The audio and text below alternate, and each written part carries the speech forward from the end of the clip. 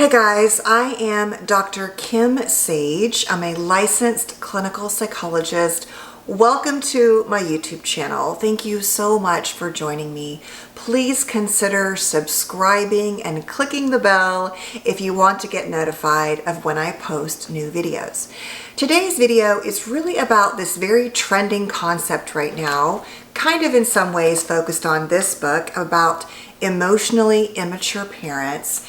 And the more and more I think about it, and especially given my specialty in understanding borderline and narcissistic parents and their impact upon us, the more I become a little concerned about, well, what does it mean? What is the difference really between how we define an emotionally immature parent and one who may have a disorder? Now, the reason why I think the disorder issues matter is that thinking about your parent being, a little petty or immature, and the impacts of that upon you are very different than the collective impact of a parent who was inconsistent and raged at you and was emotionally shallow or emotionally shut down. And so how that affects you is why I think these labels matter. The truth is that when I talk about narcissism and anybody else does, no one really gets protective of narcissists, right? It's really easy to sort of just crap on them. The challenge is where I see it is narcissist and borderline, where those can overlap, where we can have some good love and some bad love, some connection and some disconnection.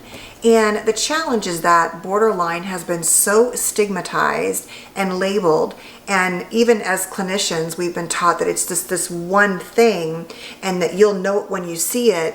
The problem is that is not fair, not accurate, and not true to those who have borderline. And it's also not fair to those of us who were raised by these parents who maybe had a parent who wasn't your clinical, conventional, suicidal, extreme borderline, but a parent who was never suicidal, but who could also be great with you, but could also be, historically wounding and rejecting and hateful and resentful, and then turn around and love you so much. That is where I think understanding this disorder, both for those who are in it and the power of therapy and healing and treatment and reducing the stigma, but to really understand, that all the way to those of us who just kind of scratch our heads like, I just don't understand why my parent was like this, and I have so many mixed feelings about it. So I really want to talk about that today, and 10 kind of qualifying, characteristics or traits of what are being defined as emotionally immature parents. But I would say and challenge, really, if they're all kind of happening, or the majority are really more into most likely some form of narcissism or borderline. And so knowing that often means that there's a significant amount of complex trauma in the attachment relationship with these parents. And so if you walk away thinking, my parent was extremely emotionally immature, I'm going to set boundaries and I'm going to do the grief work, that's all really important. But maybe you're missing out on the fact that you are carrying this load of trauma triggers and relationship ideals.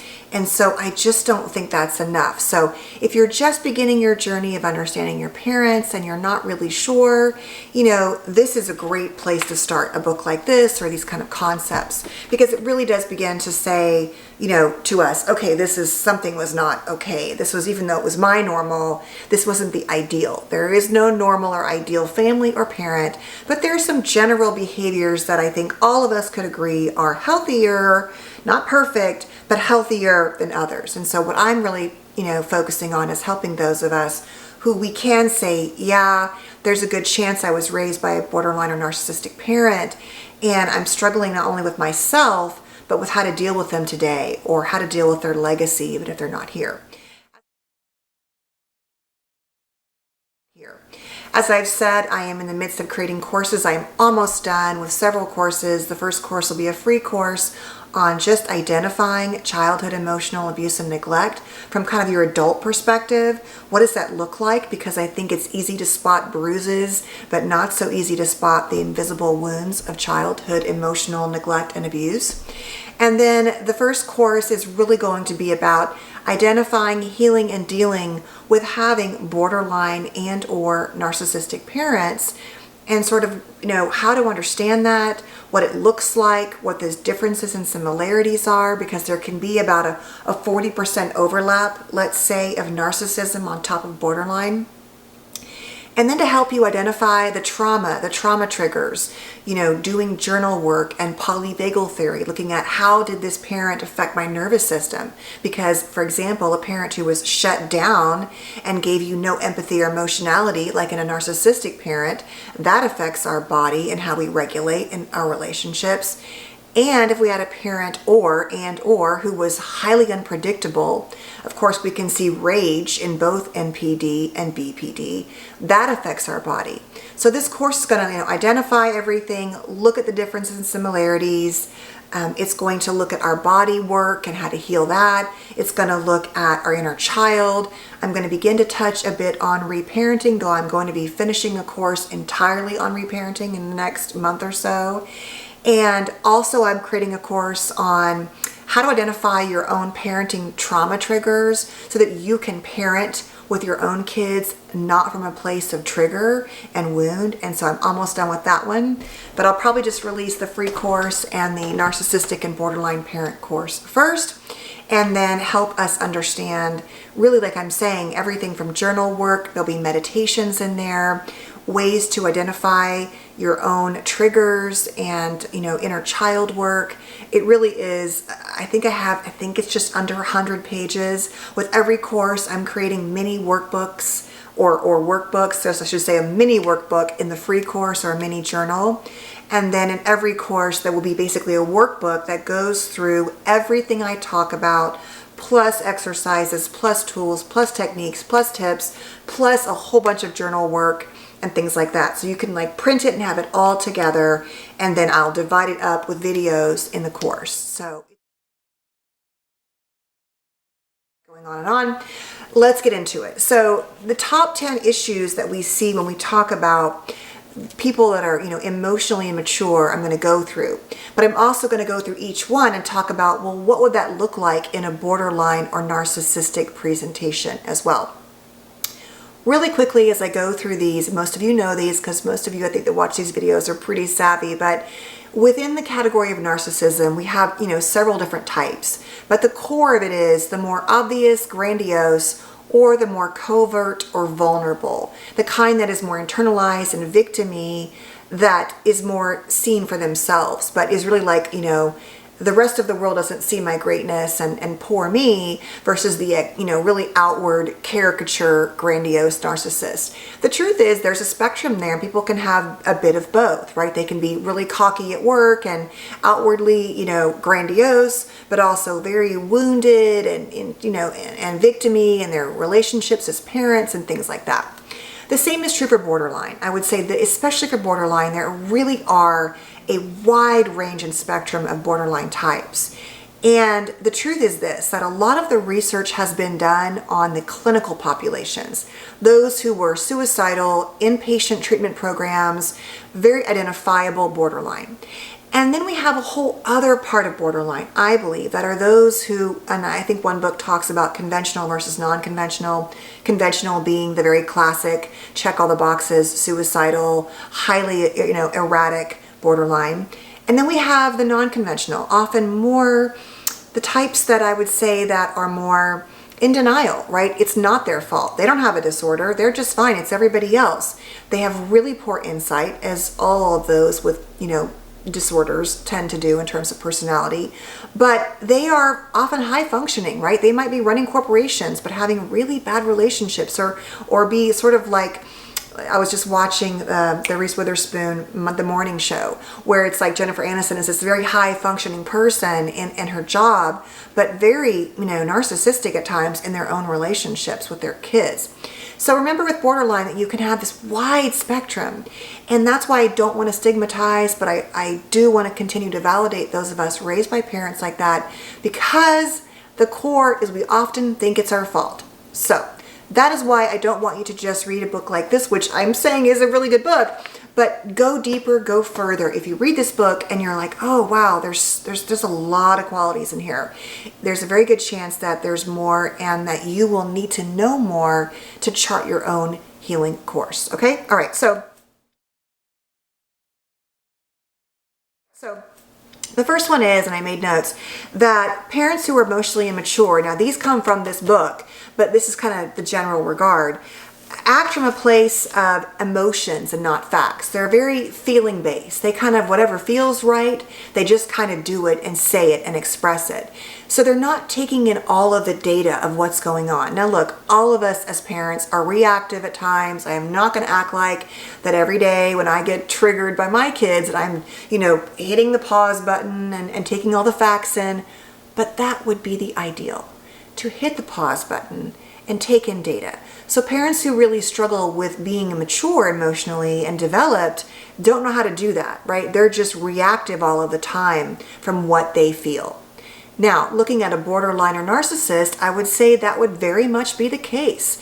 Because we have poor insight or low insight when we have these types of disorders, it might be, especially let's say in borderline where there's a lot of high highs and low lows, there's a lot of reactivity when they're emotionally triggered, that could be the case. And I would argue that parenting is one of the most emotionally, relationally, and childhood, related experiences you can have, right? Because your kids are out of control. They're not predictable. They create chaos. I mean, it's just all of the things that we didn't have in childhood, control, emotionality, attunement, that can all be playing out in our kids. So you could see a parent with BPD who did not have good emotional control and who very much was reactive. Same thing for narcissism, although with narcissism, except for anger, they can be very reactive. They might be completely unreactive in terms of they're not reacting from emotions, but it's just all facts, and or at the core, your feelings are never seen, right? So there's something about emotions that plays out differently with NPD versus BPD, but the core would be not taking in all of the data and reacting from their own place. Even if their own place was non-emotionality and not being empathic and attuning, in NPD, you might see that. The next one is little to no empathy. Now, I personally believe that borderline, those who struggle with borderline, tend to want to be, for the most part, in some kind of relationship. And so they might be able to engage with you emotionally and I think can express some empathy. At the core, it might be shallow empathy. It might be really deeply felt in the moment, but the problem is going to be, with a diagnosed borderline, consistent ability to really see your side, to take in your position, to have empathy from where you come from. And then with a narcissist, I think you have little to no empathy, right? So that is really going to fall under the narcissistic category, but I think it can fluctuate more with borderline. The next one is insecure and defensive. And I would say if they're insecure and defensive, you're going to see that in borderline and in narcissism. Same thing. There's often that low sense of self, that fear of rejection, and really difficulty in owning their part in things. Now, a person in treatment in borderline, especially for example, learns how to do that, how to separate facts and feelings, how to look at their part, how to not be so reactive. So all of this, if I didn't already say it in my, continually talking, is about untreated, undiagnosed, unrecognized for the most part, okay? So they're going to be a lot of I can't own that. That's your fault. What do you mean? I didn't do that. Denial, insecurity, and defensiveness in both NPD and BPD. The next thing that is listed in terms of emotionally immature parents would, same thing, being not self-reflective. And that's what I just said. It's there's no real ability to consistently, unless they are working on it, own their part in things and make repairs. It tends to be, well, you said this, well, you did that, well, you didn't understand, and that triggers that deep wound inside for both of those disorders.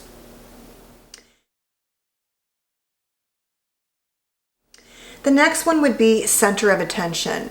And while I think that really falls more under narcissism and even histrionic PD, I would say you could see some of that with borderline, but it really would come with sort of not feeling like they were appreciated or you were grateful for them. I think that's where you might see more of that. I don't think that typically all borderline walks around looking to be the center of the attention. I don't think that. And oftentimes they might want to hide from that because they feel afraid of being seen. So that would really fall more under narcissism. The next one would be role reversal. And that is where you will see that situation where the child often has to become a mini adult. And so with both of those, you can see this role reversal, like I'm saying, and dynamic where the child has to act as a mini adult. Now, in a more narcissistic presentation, it may be because the parent could not handle any emotionality around anger or neediness, and so they reinforced when the child was autonomous and independent, often seen in a more avoidant attachment style, which can be very common with a more narcissistic parent. We could also see a narcissistic parent making the child their best friend, but it's really always about the parent, so the child learns to mirror back, and give the parent what they need emotionally. And just a neglect at meeting the child's needs, and so the child has to kind of just begin to care for themselves.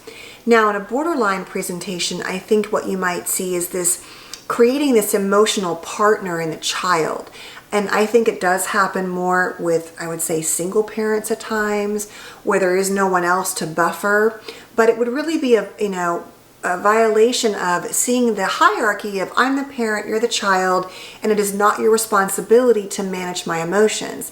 But I would say with borderline, it can very much be the case that their own difficulty regulating emotions means they're often looking for you to do that, right? They're saying here, and this is actually true in both borderline and narcissist with splitting, where it's like we have good feelings and bad feelings, and both of them struggle with holding bad feelings, so they will give them to you. Here, you hold the bad feelings. They're all your fault, or I can, expect you to regulate me. So that's what you might see, and so that's why I'm saying that's way more likely in a disorder than just immaturity. Then we could see inconsistency and unpredictability, lack of predictability, and that's very much, I would say, more common in borderline. You don't see as much of that chaos in narcissism. I mean, I suppose you could, especially around anger, if they had a kind of hair trigger temper. But that general, I never know what I'm going to get, I do believe occurs more often for borderline.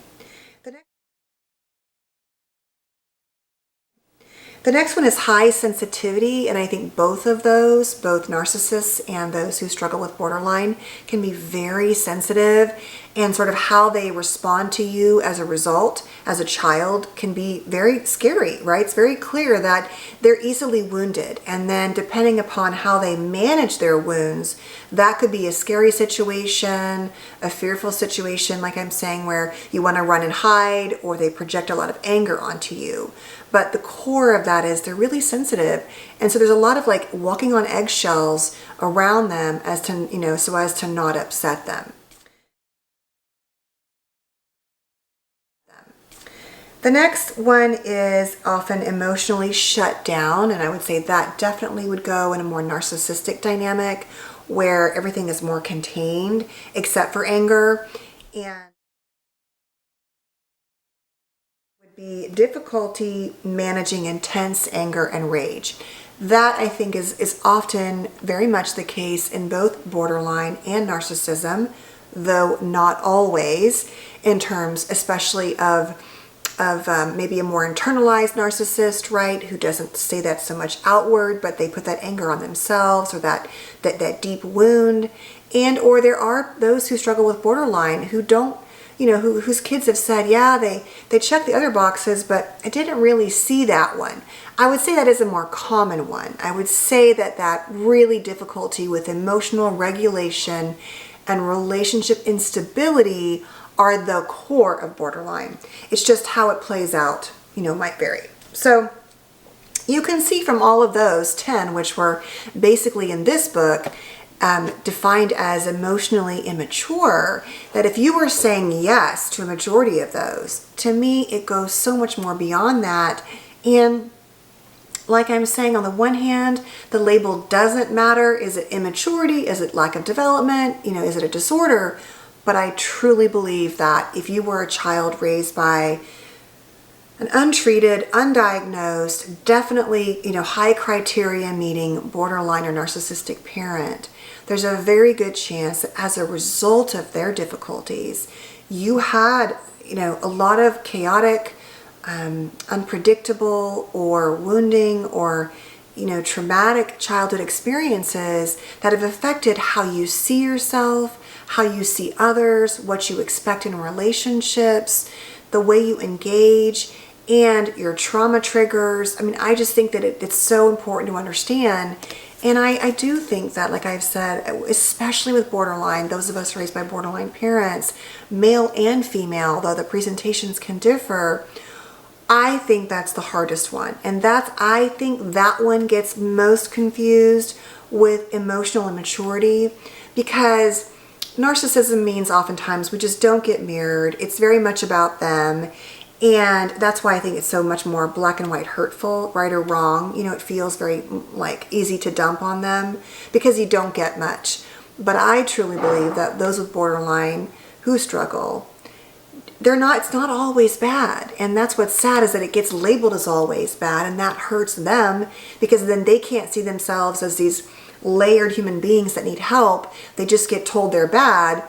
And the truth is that they need help, they need support. And if we can get parents who recognize these issues, if you're a parent watching this and your kids are, no matter what age they are, to know that, yes, we know there's genetic links to borderline. There are very much traumatic links to borderline, but up to 20% do not have traumatic events they can at least acknowledge or remember. Wherever it comes from, understanding that this behavior where we can't manage our emotions and our relationships really impacts our children. And so if you're watching this as an adult, my goal and with my courses and everything is to help you begin to heal, ideally alongside therapy, but if not, in conjunction or after therapy or someday therapy. But there's so much that I have learned only because I'm in this field over time through my own, wanting to understand, why do I feel this way? Why do I struggle here? Why did I choose that person? Why do I respond to my kids that way? Or why am I so afraid of conflict or anger? That I have put all of that into this, these courses, and I'm going to continue to talk about and post videos here for free. But I want you to know that I see you and I do understand as much as I can. I can never understand your story, but I want you to know that, your experience of feeling so conflicted and is this good or bad, and I love them, I hate them, I don't know what to do about all this. There is a very particular experience of being raised by parents like this. And lastly, I know I've talked a lot today, but lastly, I was going to split this into 2 videos, but I decided not to. Lastly is, if you were raised by a borderline parent, there's a very good chance that they chose a narcissist. They often tend to choose each other. And or we grew up and then we chose borderline partners or narcissistic partners, not intentionally, but because it's all that we've known. Or we have a lot of friends who are, kind of like this as we look back on it. We're like, gosh, why did I do that? There's an explanation for it. And it does go above and beyond immaturity if it's hitting the higher criteria. So I hope you guys found this video helpful. I hope you will please take good care and just love on yourselves and know that you're worthy of healing. And whatever resources, whether it's mine or other videos or books, I will list a whole bunch of resources with my course that I used, but I'm always happy to share resources too. So please feel free to post and ask those questions. And take good care, and I'll see you guys next time. Bye.